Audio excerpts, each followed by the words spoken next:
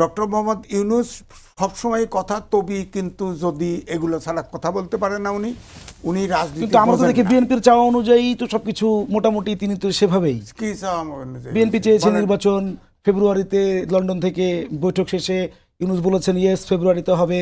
তারপরে হচ্ছে যে যদি এই হয় সবসময় শর্ত আছিল কোন সময়, এই জন্য এখনো তার তো রিকশা একটা লাগা execution হচ্ছে না, না, নির্বাচন তো এখনো হচ্ছে। এই জন্য উনি যে আস্থার সংকট তৈরি করছে, এখনো আস্থার ভিতর অনাস্থার ভিতর থেকে বেরোতে পারেন নাই। এই যে এখন আমি এই যে কথা বলি যে সূত্র ধরি, উনি বলছে হ্যাঁ তরুণদের বলতে পারে, উনি ব্যক্তিগতভাবে বলতে পারে, কিন্তু এটাতে বলা হয় এটা আমার কাছে মনে হচ্ছে এটা মেটিকুলাস ডিজাইন।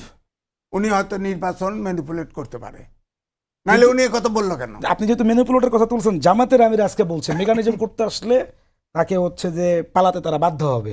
এই মেকানিজমটা আসলে কি জামাতের আমির? সমস্যা না, পালাতে পারতে জোর না, খাটা। না, এটা একটু বলেন যে এটা মানে উনি মেকানিজমের কথা বলছেন কেন? শঙ্কা কি এরকম তৈরি হয়েছে কোনো কিছুতে? না, যে অবস্থা যেভাবে কথাবার্তা চলছে তাতে ইলেকশনের দিন হবে না, কেমন করে হবে না, কেমন করে বলেন?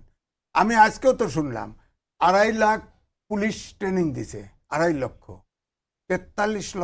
43,000 হলো সেন্টার, তাহলে 2.5 জন করে পড়ে প্রতি সেন্টারে পুলিশ। ভাই, আমরা একেবারে শেষের দিকে, হ্যাঁ, তো আপনি পুলিশ তো- কন্টিনিউ করেন আরো 1.5 মিনিট, তারপর আমরা সাইফ হ্যাঁ, মুস্তাফিকে জিজ্ঞেস পুলিশ করব। তো টমার আছে।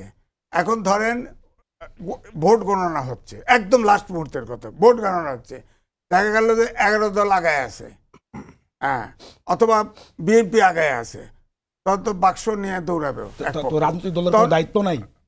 আপনি দৌড়াবেন? দায়িত্ব নাই তো, যার যার মতো যে তার মধ্যে আছে, তো দায়িত্ব আমি তো দেখতে পাচ্ছি না। এই জন্যই তো বলছি, যদি অভ্যুত্থানের শক্তি এক থাকতো তাহলে ওই যে 30টা দল বসছিল তখনই সমঝোতা করতো। পার্লামেন্ট ছাড়া তো এই গণভোটের ওই এগুলা হানা ভোট তো অ্যাপ্রুভ হবে না, সংস্কারও অ্যাপ্রুভ হবে না।